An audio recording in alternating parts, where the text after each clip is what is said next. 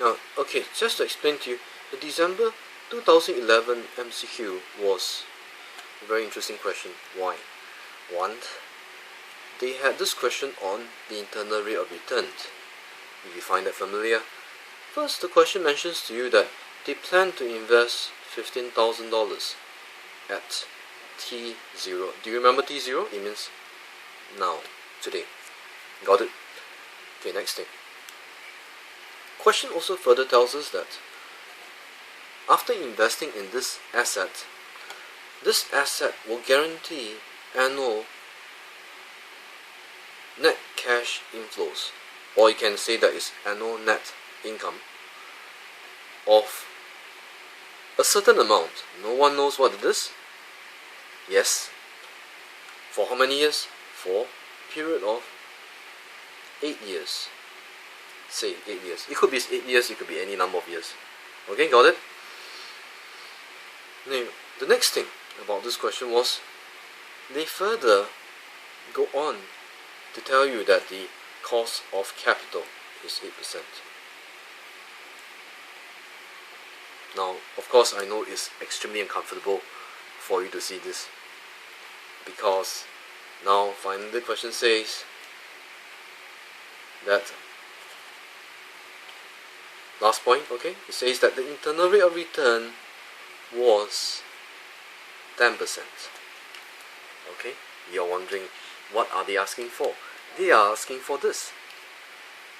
Yes, this thing, which is the annual net cash flows.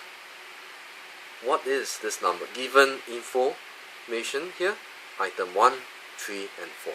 What is this? Okay, now to do this is thankfully not a very difficult task. Okay, let me explain to you. First, recall your MPV calculation. How did you do it?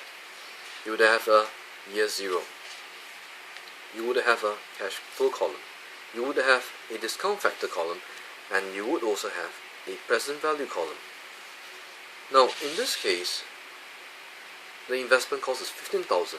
So therefore, cash flow would be bracket or negative 15,000. Got it?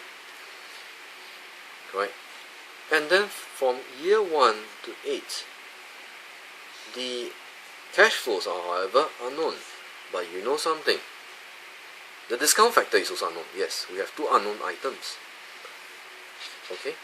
But yet, the question tells us that internal rate of return is at 10%. What does that mean? 10%, if we can recall, it means that if you use a 10% discount factor, the MPV would be, yes, equals to 0. Got it? Okay. So that means present value. Okay, assuming if this is the case, if I try to fill out more information, the discount factor should be 1. Yes? Regardless of the percentage. Got it? So 15,000 times 1 gets you a negative 15,000. Now take note, with a 10% IRR, what should be the MPV? 0. Yes? Got it. So this should also be 0. Then what should this be? This should be 15,000. Why? 15,000 negative plus 15,000 is 0. Yes? Common sense.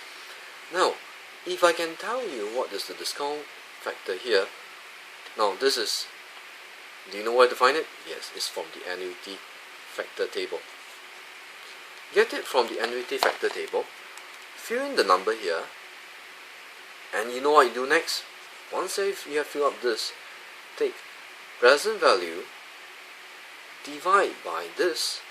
Okay, again, take 15,000, divide by discount factor, which is the annuity factor, and you get the cash flows.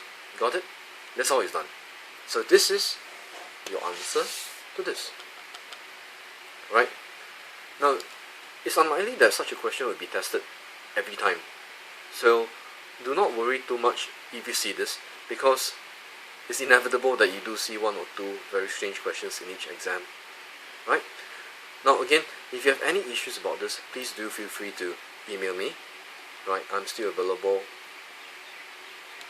every day. I'll try to reply your mails if you have any. Right? You can email me at Gmail, or if not, at Hotmail. Right, good luck, and of course I'll upload my next video on what other things my other students have asked. Okay, all the best.